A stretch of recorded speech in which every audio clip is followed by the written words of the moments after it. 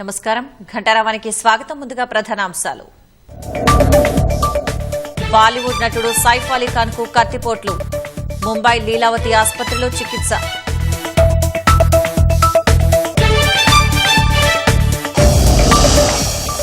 పెట్టుబడుల లక్ష్యంగా విదేశాలకు సీఎం రేవంత్ రెడ్డి బృందం. నేటి నుంచి ఈ నెల 23 వరకు సింగపూర్ దావోస్ లో పర్యటన. నేడు ఈడీ విచారణకు హాజరు కానున్న మాజీ మంత్రి కేటీఆర్. ఫెమా ఉల్లంఘనలు, మనీ లాండరింగ్ పై ప్రశ్నించే అవకాశం.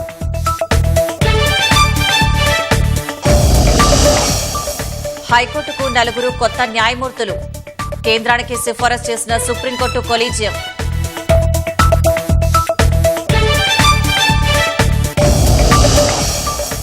భారత్లోని 3 కీలక అణు కేంద్రాలపై ఆంక్షలు ఎత్తేసిన అమెరికా. పౌర అణు భాగస్వామ్యానికి అడ్డంకులు తొలగాయని వెల్లడి.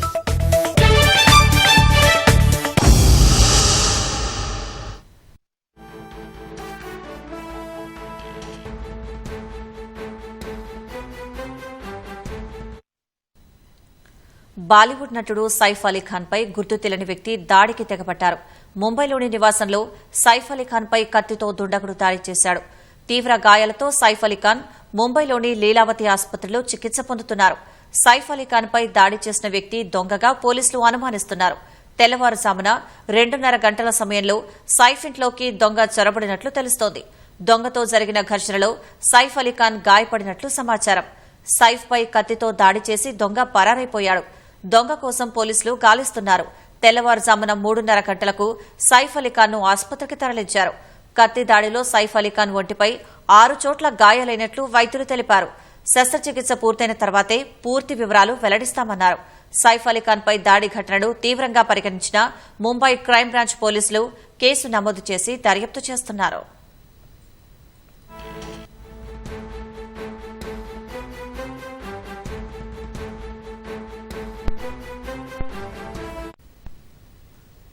ఈడీ విచారణకు కేటీఆర్ హాజరు కానున్నారు. దీనికి సంబంధించిన మరింత సమాచారం ఈడీ కార్యాలయం నుంచి మా ప్రతినిధి నాగార్జున ప్రత్యక్ష ప్రసారం ద్వారా అందిస్తారు. ఫార్ములా ఈ కేసులో నేడు ఈడీ విచారణకు కేటీఆర్ హాజరు కానున్నారు. మరికొద్దిసేపట్లో బంజారాహిల్స్ ఉన్నటువంటి నందినగర్ నివాసం నుంచి బషీర్బాగ్లో ఉన్నటువంటి ఈ ఈడీ కార్యాలయానికి ఆయన చేరుకున్నారు. 10:30కి ఆయన విచారణ ప్రారంభం కానుంది.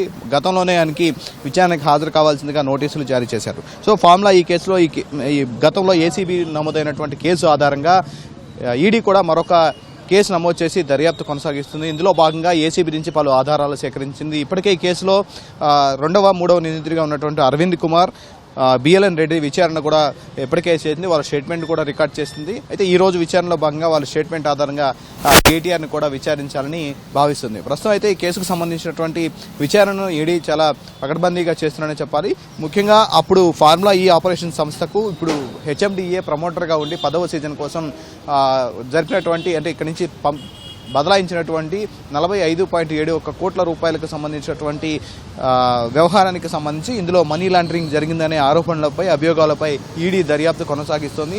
ఇవన్నీ కూడా ఎవరి ఖాతాలోకి వెళ్లాయి, ఎటువంటి నిబంధనలు పాటించారు, గతంలో ఆర్థిక శాఖ నుంచి అనుమతులు తీసుకోకుండా పంపించినట్లుగా ముఖ్యంగా ఏసీబీ గుర్తించింది, అటు ఈడీ కూడా గుర్తించడం జరిగింది. అయితే ఇవన్నీ కూడా ఎటువైపు వెళ్లాయి, విదేశీకి సంబంధించినటువంటి సంస్థకి ఫౌండర్ రూపంలో పంపించినటువంటి వ్యవహారంపై ఈడీ ఆరా తీస్తుంది. ముఖ్యంగా ఇవన్నీ కూడా ఎవరి ఆదేశాల మీద జరిగాయనే అంశాలపై ప్రధానంగా దృష్టి సారిస్తుంది. అప్పుడు ఐఏఎస్ అధికారి, అప్పుడు ముఖ్య కార్యదర్శిగా, పురపాలక శాఖ ముఖ్య కార్యదర్శిగా ఉన్నటువంటి అరవింద్ కుమార్ ఇచ్చినటువంటి ప్రొసీడింగ్స్, బిఎల్ఎన్ రెడ్డి తన చీఫ్ ఇంజనీర్గా ఉన్నారు. అప్పుడు హెచ్ఎండిఏ ఖాతా నుంచి మొత్తం ఈ నగదంతా కూడా బదిలీ చేయడం జరిగింది. సో ఈ దర్యాప్తులో భాగంగా దీనికి సంబంధించినటువంటి 45.71 కోట్ల రూపాయలకు సంబంధించినటువంటి నగదు బదలాయింపు వ్యవహారంలో ఈడీ ప్రధానంగా దృష్టి సారించింది. ఇందులో ఎవరెవరి ఖాతాలు అంటే ఇక్కడి నుంచి వెళ్ళాయని గతంలో కేటీఆర్ కూడా ఒక ప్రెస్ మీట్లో ప్రధానంగా ఆయన ప్రస్తావించారు. నేనే ఇక్కడి నుంచి సంతకం పెట్టి పంపించాను, ఇవన్నీ కూడా అక్కడికి వెళ్ళినట్టు కూడా ఇన్వాయిస్లు ఉన్నాయి. 2 దఫాలుగా పంపించినటువంటి 22 కోట్లు, 23 కోట్ల రూపాయలు 2 దఫాలుగా పంపించినట్లుగా మొత్తం 45.71 కోట్ల రూపాయలు పంపించినట్టుగా ఇన్వాయిస్లు ఉన్నాయి. సో వీటన్నిటికీ కూడా ఇన్వాయిస్లు ఉన్నాయి కాబట్టి ఇందులో ఎక్కడ అవినీతి జరగలేదనేది ఏసీబీకి సంబంధించినటువంటి ఎదుట ఆయన చెప్పడం జరిగింది. దాంతోపాటుగా అదే అంశాన్ని కూడా ఈడీకి ఆయన చెప్పే అవకాశం మనకు కనిపిస్తుంది. అప్పుడు ఫార్ములా ఈ సీజన్కి సంబంధించి 9వ సీజన్కి సంబంధించి అప్పుడు ప్రమోటర్గా ఏసీ నెక్స్ట్ జన్ సంస్థ ఉంది. ఏసీ నెక్స్ట్ జన్ సంస్థ 10వ సీజన్కి వచ్చేసరికి తమకి నష్టాలు వచ్చాయని తప్పుకోవడం, తర్వాత అప్పుడు ప్రమోటర్ వెంటనే వెతకకుండా ఇతనే హెచ్ఎండిఏనే ప్రమోటర్గా వ్యవహరించి ఈ నగదును బదిలీ చేయడం, అప్పుడు రేస్ని ఇక్కడ కొనసాగించేందుకు 10వ సీజన్ని ఇక్కడ నగదు బదిలీ చేయడం అంశం పైన అప్పుడు ఏసీబీలో కేసు నమోదైంది. ఇదే అంశం పైన కూడా ప్రశ్నించే అవకాశం ఉంది. ముఖ్యంగా ఏసీబీ కేసు నుంచి కొన్ని ఆధారాలు వాళ్ళు తీసుకున్నారు. దాంతోపాటుగా ఈరోజు గతంలో ఈ బిఎల్ఎన్ రెడ్డి, అరవింద్ కుమార్ విచారణ అనేది గతంలో చేశారు. ఈ ఈడీ వాళ్ళ స్టేట్మెంట్ కూడా రికార్డ్ చేసింది. దాంతోపాటుగా ఈరోజు కేటీఆర్ని ప్రధానంగా అరవింద్ కుమార్ వాళ్ళిద్దరు స్టేట్మెంట్ ఆధారంగా విచారించనున్నారు. సో నగదు బదలాయింపుకు సంబంధించినటువంటి అంశం, మనీ లాండరింగ్ అంశం ఇందులో ఎంత మేరకు ఉందనే అంశాన్ని సంబంధించి ఈరోజు దర్యాప్తు కొనసాగనుంది. విచారణలో భాగంగా పలు ప్రశ్నలు కూడా ఈడీ అధికారులు వేసే అవకాశం ఉంది. దీని తర్వాత ఈడీ కూడా పలు సోదాలు చేసే అవకాశం ఉంది. ఎందుకంటే ఈ కేసులో ప్రధానంగా ఇటీవల అప్పుడు ఉన్నటువంటి సంస్థ ఏసీ నెక్స్ట్ జన్ సంస్థ ఏదైతే ఉందో దాంట్లో సోదాలు చేయడం జరిగింది. సో ఈరోజు విచారణ తర్వాత పలువురు ఇళ్లలో ఈడీ కూడా సోదాలు చేసే అవకాశం మనకు కనిపిస్తుంది. ఎందుకంటే దీనికి సంబంధించినటువంటి మనీ లాండరింగ్ అంశం పైన ఈ రోజు వచ్చేటువంటి స్టేట్మెంట్ ఆధారంగా వాళ్ళు ఒక క్లారిటీ వచ్చే అవకాశం కనిపిస్తోంది. ఇప్పుడు ఈ కేసులో ఎంత మేర మనీ లాండరింగ్ జరిగింది అనేది ప్రధానంగా నిగ్గు తేలాల్సి ఉంది. ఒకవేళ కనుక మనీ లాండరింగ్ అంశం బయటపడితే వారి ఇళ్లలో కూడా సోదాలు చేసే అవకాశం ఉంది. దాంతోపాటుగా గతంలో ప్రమోటర్కి సంబంధించినటువంటి వ్యవహారం పైన కూడా ఆరా తీసే అవకాశం ఉంది. ఓవరాల్గా ఈ కేసులో విదేశాలకి బదిలీ చేసినటువంటి అంశం పైన మరికొద్దిసేపట్లో మనీ లాండరింగ్ అంశం మీద ఆరోపణలపై మరికొద్దిసేపట్లో ఈడీ ఎదుట కేటీఆర్ హాజరు కానున్నారు. ఈ విచారణ చాలా కీలకంగా మానుంది. ఈడీకి కూడా ఓవరాల్గా ఒక స్ట్రక్చర్ ఈ కేసులో వచ్చే అవకాశం ఉంది. సో మరికొద్దిసేపట్లో 10:30కి ఆయన ఈడీ కార్యాలయానికి వచ్చే అవకాశం మనకు కనిపిస్తోంది. Over to you. ధన్యవాదాలు నాగార్జున. కేటీఆర్ ఈడీ విచారణకు సంబంధించి కేటీఆర్ నివాసం నుంచి మరింత సమాచారం మా ప్రతినిధి రఘువర్ధన్ ప్రత్యక్ష ప్రసారం ద్వారా అందిస్తారు. ఫార్ములా ఈ కేసులో బీఆర్ఎస్ కార్యనిర్వాహకాధ్యక్షుడు మాజీ మంత్రి కేటీఆర్ కాసేపట్లో ఈడీ ముందు హాజరు కానున్నారు. ఇప్పటికే ఏసీబీ ముందు కేటీఆర్ హాజరయ్యారు. అటు ఏసీబీతో పాటు ఈడీ ముందు కూడా అప్పుడు పురపాలక శాఖ ముఖ్య కార్యదర్శిగా పనిచేసిన, హెచ్ఎండిఏ కమిషనర్గా పనిచేసిన ఐఏఎస్ అధికారి అరవింద్ కుమార్తో పాటు HMDA chief engineer BLN Reddy ఇరువురు కూడా హాజరయ్యారు. ఆ ఫార్ములా ఈ కేసుకు సంబంధించిన అన్ని అంశాలను పూర్తి స్థాయిలో ఏసీబీ కావచ్చు, ఈడీ కావచ్చు వారి నుంచి వాంగ్మూలాలు నమోదు చేసింది. వాస్తవానికి కేటీఆర్ను కూడా గతంలో ఈ నెల 7వ తేదీన హాజరు కావాలని ఈడీ మొదట నోటీసులు జారీ చేసింది. కానీ అప్పటికే ఏసీబీ దాఖలు చేసిన ఎఫ్ఐఆర్ను క్వాష్ చేయాలని కేటీఆర్ కోర్టుకు వెళ్లిన నేపథ్యంలో అంతవరకు దాని నిర్ణయం వచ్చే వరకు ఆగాలని కేటీఆర్ విజ్ఞప్తి చేశారు. దాంతో కేటీఆర్ విజ్ఞప్తిని పరిగణలోకి తీసుకున్న ఈడీ ఇవాళ 16వ తేదీన హాజరు కావాలని కేటీఆర్ ఆదేశించింది. నిన్న సుప్రీంకోర్టును కూడా ఎఫ్ఐఆర్కు సంబంధించిన క్వాష్ పిటిషన్ను సంబంధించిన వ్యవహారం తేలిపోవడంతో అటు హైకోర్టుకు విభిన్నంగా తాము జోక్యం చేసుకుని సుప్రీంకోర్టు వ్యాఖ్యానించడంతో కేటీఆర్ తరఫు న్యాయవాది పిటిషన్ను వెనక్కి తీసుకున్నట్లు ప్రకటించారు. ఈ నేపథ్యంలోనే ఇవాళ కేటీఆర్ హాజరు కానున్నారు. ఉదయం 11 గంటలకు ఇందుకు సంబంధించి బషీర్బాగ్లోని ఈడీ కార్యాలయం ముందు కేటీఆర్ హాజరు కానున్నారు. ఈ నేపథ్యంలో ఈడీ ముందు హాజరవుతున్న క్రమంలో కేటీఆర్ మరొకమారు కీలకమైన వ్యాఖ్యలు కొన్ని చేశారు. ఎక్స్ వేదికగా కేటీఆర్ కీలక వ్యాఖ్యలు చేశారు. ఫార్ములా ఈకి సంబంధించి చూసుకుంటే తెలంగాణ కావచ్చు, భారతదేశంలో కావచ్చు ఫార్ములా ఈని రేసును తీసుకురావడం మంత్రిగా అప్పటి పురపాలక శాఖ మంత్రిగా తాను తీసుకున్న అత్యంత ప్రతిష్టాత్మక నిర్ణయాల్లో ఒకటిని. దాని కారణంగా అంతర్జాతీయ రేసర్లతో పాటు పరిశ్రమ ఈ మొబిలిటీ నాయకులు హైదరాబాద్ నగరాన్ని ప్రశంసించడం గర్వకారణంగా కేటీఆర్ అభివర్ణించారు. ఇదే సమయంలో తనపై కేసులు రాజకీయంగా కావచ్చు, ఇతరత్ర కావచ్చు కేసులు నమోదు చేసినంత మాత్రం అవి తనను అప్పుడు వచ్చిన హైదరాబాద్ కావచ్చు, తెలంగాణకు కావచ్చు వచ్చిన ప్రతిష్టతో పాటు తనకు కలిగించిన సంతోషాన్ని తొలగించలేవని కూడా కేటీఆర్ ఎక్స్ వేదికగా స్పష్టం చేశారు. తనకు బ్రాండ్ హైదరాబాద్ ముఖ్యమైనది. ఎప్పటికీ కూడా నాడు కావచ్చు, నేడు కావచ్చు, రేపు కావచ్చు, భవిష్యత్తులో ఏ రోజుకైనా సరే హైదరాబాద్ బ్రాండ్ ఇమేజ్ తనకు ముఖ్యం. అందుకు అనుగుణంగానే తాను కార్యక్రమాలు చేశాను. అప్పుడు ఫార్ములా ఈ రేసు హైదరాబాద్ రావడానికి కృషి చేశాను తప్ప అంతకుమించి ఏవి కావు. ఇప్పటికి సంబంధించి మరొకమారు తాను ఫార్ములా ఈ కేసుకు సంబంధించిన వివరాలకు సంబంధించి వాస్తవాలను ప్రజల ముందు ఉంచే ప్రయత్నం చేస్తానని కేటీఆర్ మరోమారు ఎక్స్ వేదికగా స్పష్టం చేశారు. అప్పుడు ఫార్ములా ఈ ఆపరేషన్స్ లిమిటెడ్ ఎఫ్ఈఓకు సంబంధించి చెల్లించిన 46 కోట్ల రూపాయలు ఒక్క రూపాయి కూడా దుర్వినియోగం కాలేదు, ప్రతి రూపాయికి లెక్క ఉందని కేటీఆర్ స్పష్టం చేశారు. ఇదే సందర్భంలో ఏసీబీ ఆరోపించిన అవినీతి కావచ్చు, ఈడీ నమోదు చేసిన ప్రకారం మనీ లాండరింగ్ కావచ్చు ఎక్కడ ఉందని కూడా కేటీఆర్ ప్రశ్నించారు. పూర్తిగా హెచ్ఎండిఏ ఖాతా నుంచి బదిలీ చేసిన నగదు మొత్తం ఎఫ్ఈఓకు పోయిన నేపథ్యంలో ఇక్కడ అవినీతి ఎక్కడుందని కేటీఆర్ మరొక మారు ప్రశ్నించారు. అధికారంలో ఉన్న వాళ్ళు రాజకీయ కక్షపూరిత ధోరణితో తాను ఈ కేసులు నమోదు చేశారని, ఫార్ములా ఈ రేసును ఏకపక్షంగా రద్దు చేయడంతో, ప్రస్తుత ప్రభుత్వం రద్దు చేయడంతో రాష్ట్రానికి నష్టమైందని కేటీఆర్ మరొక మారు స్పష్టం చేశారు. దురుద్దేశంతో, రాజకీయ పగతో తాను తప్పు చేయకపోయినప్పటికీ కూడా కాంగ్రెస్ ప్రభుత్వం ఇటువంటి కేసులు నమోదు చేస్తుంది. ఇవన్నీ కూడా చట్టం ముందు, న్యాయం ముందు నిలబడబోవని కేటీఆర్ వ్యాఖ్యానించారు. ఎక్స్ వేదికగా మరొక స్పష్టం చేశారు. కోర్టులు, న్యాయస్థానాలతో వాస్తవాలు వెల్లడవుతాయని, న్యాయం కోసం పోరాటం కొనసాగిస్తామని కేటీఆర్ ఎక్స్ వేదికగా స్పష్టం చేశారు. ప్రస్తుతం మనం చూడవచ్చు, నందినగర్లోని కేటీఆర్ నివాసం వద్దకు బీఆర్ఎస్ నేతలు చేరుకుంటారు. కాసేపట్లో కేటీఆర్ ఇక్కడికి వచ్చే అవకాశం ఉంది. ఇక్కడ నుంచి నేరుగా బషీర్బాగ్లోని ఈడీ కార్యాలయానికి వెళ్తారు. ప్రధానంగా ఫార్ములా ఈ కేసుకు సంబంధించి ఎఫ్ఐఆర్ నమోదు చేసిన ఏసీబీ ఎఫ్ఐఆర్ ఆధారంగా ఈసీఐఆర్ నమోదు చేసి విచారణ చేస్తుంది. ఈ ఈసీఐఆర్ ఆధారంగా కేటీఆర్ను ఈడీ అధికారులు ప్రశ్నించున్నారు. ఇప్పటికే అరవింద్ కుమార్ కావచ్చు, బిఎల్ఎన్ రెడ్డి కావచ్చు ఇచ్చిన వాంగ్మూలాల ఆధారంగా వాటిని అనుసరించి కేటీఆర్ను ఎన్ఫోర్స్మెంట్ డైరెక్టరేట్ ప్రశ్నించనుంది. Over to studio. పెట్టుబడులే లక్ష్యంగా ముఖ్యమంత్రి రేవంత్ రెడ్డి నేతృత్వంలోని బృందం నేటి నుంచి విదేశాల్లో పర్యటించనుంది.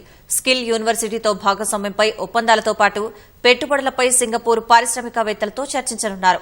అక్కడి నుంచి ఈ నెల 20న స్విట్జర్లాండ్ వెళ్లనున్న సీఎం బృందం దావోస్లో జరగనున్న ప్రపంచ ఆర్థిక ఫోరం సదస్సులో పాల్గొని ప్రముఖ కంపెనీలతో సంప్రదింపులు జరుపుతారు. రాష్ట్రానికి భారీగా పెట్టుబడులు వస్తాయని ముఖ్యమంత్రి రేవంత్ రెడ్డి విశ్వాసంతో ఉన్నారు. విదేశాల్లో రాష్ట్ర బృందం పెట్టుబడుల వేట నేటి నుంచి మొదలు కానుంది. ముఖ్యమంత్రి రేవంత్ రెడ్డి, పరిశ్రమల శాఖ మంత్రి శ్రీధర్ బాబు అధికారులు సింగపూర్, స్విట్జర్లాండ్లలో పర్యటించనున్నారు. ఇవాళ్టి నుంచి ఈ నెల 20 వరకు సింగపూర్లోనే ఉంటారు.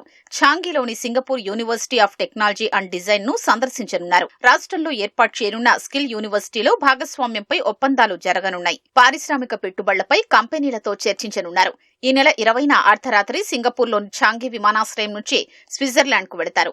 ఈ నెల 21న ఉదయం స్విట్జర్లాండ్లోని జూరిచ్ విమానాశ్రయం చేరుకుని దావోస్ వెళతారు.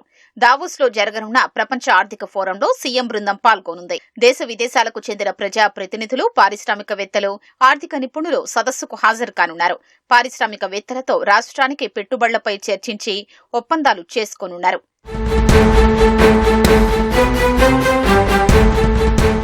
గతేడాది జనవరిలో దావోస్ లో జరిగిన ప్రపంచ ఆర్థిక ఫోరం సదస్సుకు కూడా సీఎం రేవంత్ రెడ్డి బృందం హాజరైంది. అప్పుడు 40,232 కోట్ల రూపాయల పెట్టుబడులు వచ్చాయి. రాష్ట్రంలో పెట్టుబడులకు దావోస్ వేదికగా 18 ప్రాజెక్టుల కోసం 14 ప్రముఖ కంపెనీలతో ఒప్పందాలు జరగ్గా వాటిలో 17 ప్రాజెక్టులు ప్రారంభమయ్యాయి. 10 ప్రాజెక్టులు పురోగతిలో ఉండగా మరో 7 ప్రారంభ దశలో ఉన్నాయి. దావోస్ పర్యటనలో ఈసారి భారీగా పెట్టుబడులను ఆకర్షించే లక్ష్యంతో ముఖ్యమంత్రి రేవంత్ రెడ్డి బృందం బయలుదేరుతోంది.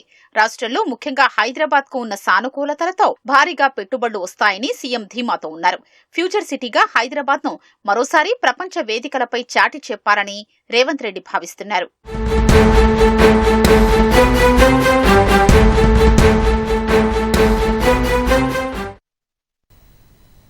సెమీ కండక్టర్ల ఉత్పత్తిలో రాష్ట్రానికి సహకరించాలని కేంద్ర ఎలక్ట్రానిక్స్, ఐటీ శాఖ మంత్రి అశ్విని వైష్ణవ్ను రాష్ట్ర పరిశ్రమల శాఖ మంత్రి శ్రీధర్ బాబు కోరారు. ఢిల్లీలో కేంద్ర మంత్రితో సమావేశమయ్యారు. సెమీ కండక్టర్ల తయారీకి ముందుకొచ్చే పరిశ్రమలకు రాష్ట్రంలో కల్పిస్తున్న ప్రోత్సాహకాల గురించి అశ్విని వైష్ణవ్కు వివరించారు. ఏఐ, సైబర్ సెక్యూరిటీకి సంబంధించి ప్రభుత్వం తీసుకున్న చర్యల గురించి తెలిపారు. పలు ప్రముఖ సంస్థలు రాష్ట్రంలో తమ డేటా సెంటర్లను ఏర్పాటు చేసేందుకు ముందుకొస్తున్నాయని చెప్పారు. డేటా భద్రత కీలకంగా మారిన తరుణంలో నేషనల్ డిజాస్టర్ రికవరీ జోన్ ఏర్పాటు చేయాలని విజ్ఞప్తి చేశారు. వచ్చే నెల 24న హైదరాబాద్లో నిర్వహించనున్న బయో ఏషియా సదస్సుకు హాజరు కావాలని అశ్విని వైష్ణవ్ను శ్రీధర్ బాబు ఆహ్వానించారు. రాష్ట్రంలో క్రీడాభివృద్ధిని వేగవంతం చేయాలనే లక్ష్యంతో ఉన్న ప్రభుత్వం వివిధ దేశాలు అనుసరిస్తున్న పద్దతులను పరిశీలిస్తోంది. ఇందులో భాగంగా రాష్ట్ర బృందం ఆస్ట్రేలియాలోని క్వీన్స్లాండ్లో స్పోర్ట్స్ యూనివర్సిటీని సందర్శించింది. ప్రభుత్వ సలహాదారు జితేందర్ రెడ్డి నాయకత్వంలోని బృందంలో ఉన్నతాధికారులు జయేష్ రంజన్, సోనీ బాలదేవి ఉన్నారు. రాష్ట్రంలో యంగ్ ఇండియా స్పోర్ట్స్ యూనివర్సిటీ సహా శిక్షణ కేంద్రాలను అంతర్జాతీయ ప్రమాణాలతో ఏర్పాటు చేయడంపై ఈ బృందం అధ్యయనం చేస్తోంది. తెలంగాణ హైకోర్టు జడ్జిలుగా 4 పేర్లను సుప్రీంకోర్టు కొలీజియం సిఫారసు చేసింది. వై రేణుక, నందికొండ నరసింహారావు, తిరుమలదేవి, మధుసూదన్ రావును హైకోర్టు జడ్జిలుగా నియమించాలని సిఫారసు చేసింది. జ్యుడిషియల్ ఆఫీసర్ల కోటాలో ఈ 4 పేర్లను కేంద్రానికి పంపించింది. ఈ పేర్లకు కేంద్రం ఆమోదం తెలిపిన తర్వాత రాష్ట్రపతి నియామక ఉత్తర్వులు జారీ చేయనున్నారు.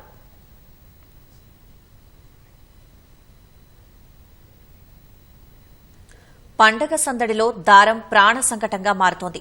పక్షులకు ఉరితాళ్లు వేస్తోంది. పలు కుటుంబాల్లో విషాదం నింపుతోంది. సంక్రాంతి వేడుకల్లో చైనా మాంజా ఈసారి పలువురిని గాయాల పాలు చేసింది. ప్రభుత్వం దీనిపై నిషేధం విధించినా, పోలీసులు కేసులు నమోదు చేస్తున్నా వినియోగం మాత్రం పూర్తిస్థాయిలో కట్టడి కాలేదు.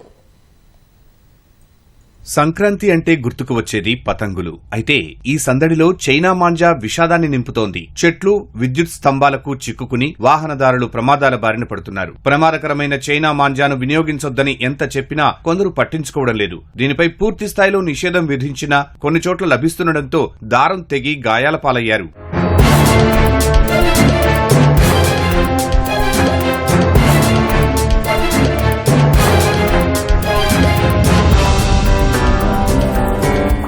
లంగర్ హౌస్ పరిధిలో చైనా మాంజా మెడకు చుట్టుకుని శివరాజ్ అనే ట్రాఫిక్ కానిస్టేబుల్ గాయాల పాలై ఆసుపత్రిలో చికిత్స పొందుతున్నాడు. నారాయణగూడ ఫ్లైఓవర్ మీదుగా తిలక్ నగర్ రోడ్ వైపు వెళ్తుండగా ఈ ఘటన జరిగింది. నిజామాబాద్ జిల్లా నబీపేటకు చెందిన అద్నాన్ అనే యువకుడు బైక్ పై వెళ్తుండగా మాంజా చుట్టుకుని తీవ్ర గాయాల పాలయ్యాడు. వైద్యులు చికిత్స చేసి ప్రాణాపాయం నుంచి తప్పించడంతో అద్నాన్ తల్లిదండ్రులు ఊపిరి పీల్చుకున్నారు. వికారాబాద్ కు చెందిన వెంకటేష్ బంధువులతో కలిసి ద్విచక్ర వాహనంపై వెళ్తూ ఉండగా చైనా మాంజా గాయాల పాలు చేసింది. రంగారెడ్డి జిల్లా షాద్నగర్ పరిధిలోని నందిగామ దగ్గర దంపతులు బైక్ పై వెళ్తుండగా మాంజా ఒక్కసారిగా భర్త గొంతుకు చుట్టుకుని తీవ్ర గాయమైంది. ఈ మాంజాను తీసేందుకు ప్రయత్నించిన భార్య చేతులకు కూడా గాయాలయ్యాయి.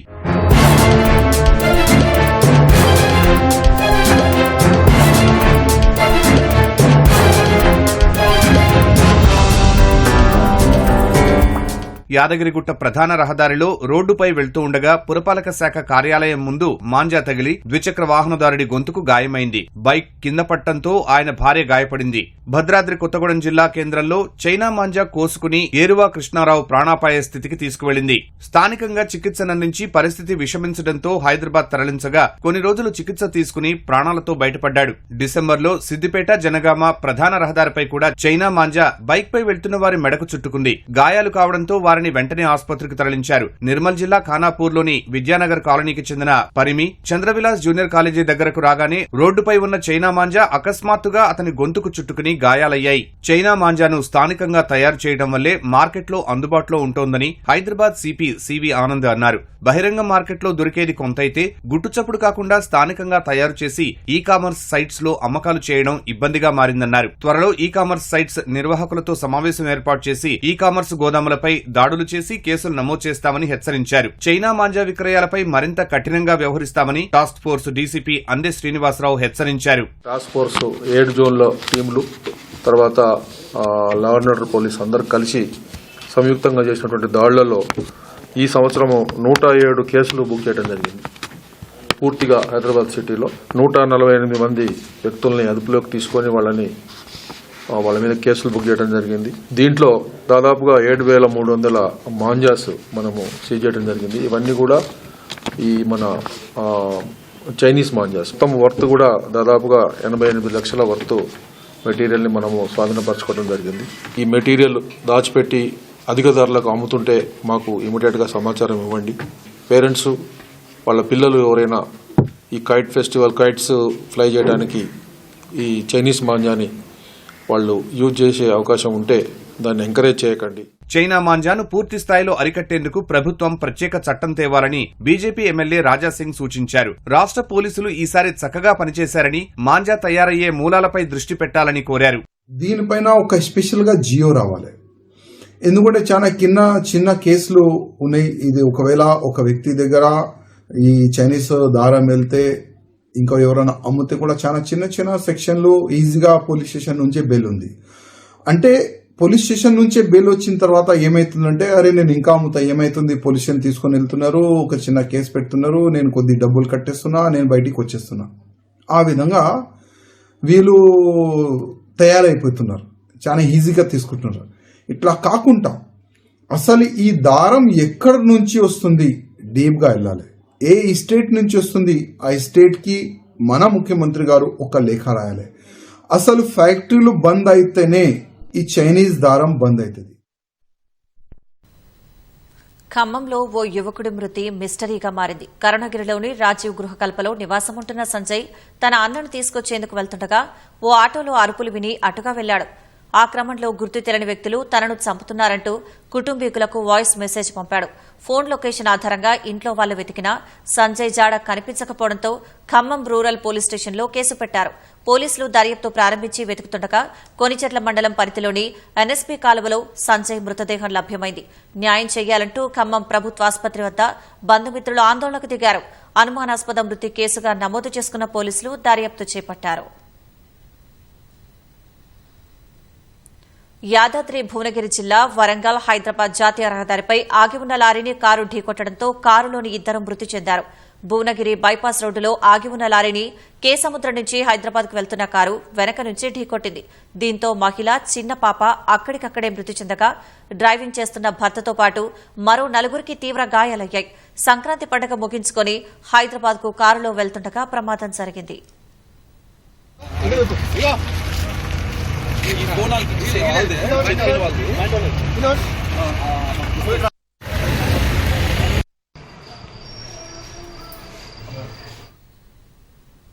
కేపీహెచ్పీ పోలీస్ స్టేషన్ పరిధిలో విద్యుదాఘాతంతో ఓ హోటల్లో అగ్ని ప్రమాదం జరిగింది. అర్జున్ థియేటర్ సమీపంలోని కంచుకోట టిఫిన్ సెంటర్లో తెల్లవారుజామున అగ్ని ప్రమాదం జరగగా హోటల్ ఫర్నిచర్, 2 ద్విచక్ర వాహనాలు కాలిపోయాయి. స్థానికుల సమాచారంతో ఫైర్ సిబ్బంది మంటలను ఆర్పేశారు. 10 లక్షల మేర ఆస్తి నష్టం జరిగి ఉంటుందని పోలీసులు ప్రాథమికంగా అంచనా వేస్తున్నారు.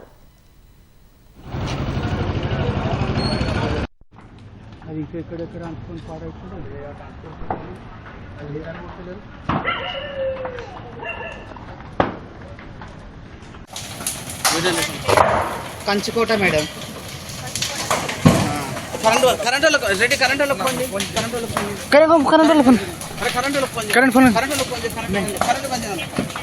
మేడం నా పేరు మరి మీరు ఎట్లా అంటారు సార్? మీరు ఏమన్నారు? మీరు ఎందుకు యూజ్ చేయడానికి కదా? చిన్నది జర వేయంటే నేను ఇయ్యనా? ఏమంటున్నా అవసరం లేదు. అలా ఫైర్ ఉంటే ఆల్రెడీ మంటా ఉంటుంది. నైట్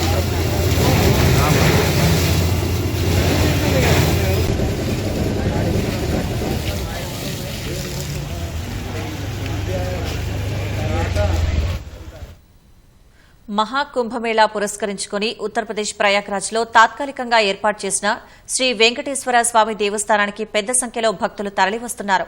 ప్రయాగ్రాజ్ బజరంగ్ దాస్ రోడ్డులోని సెక్టార్ 6లో నాగవాసుకి ఆలయం వద్ద తిరుమల వెంకటేశ్వర స్వామి ఆలయ నమూనాన్ని టీటీడీ రూపొందించింది. ఇందుకోసం ఉత్తరప్రదేశ్ ప్రభుత్వం టీటీడీకి 2.89 ఎకరాలను కేటాయించింది. జనవరి 12న ప్రారంభించిన ఈ ఆలయం మహాకుంభమేళాకు వచ్చిన భక్తులను ఆకర్షిస్తోంది. రోజురోజుకి ఆలయానికి వచ్చే భక్తుల సంఖ్య పెరుగుతున్నట్లు అధికారులు చెప్పారు. ఈ ఆలయంలో పూజలు, సేవలు, ఆచారాలు తిరుమలలో జరిగిన మాదిరిగానే జరుగుతాయని అధికారులు వెల్లడించారు.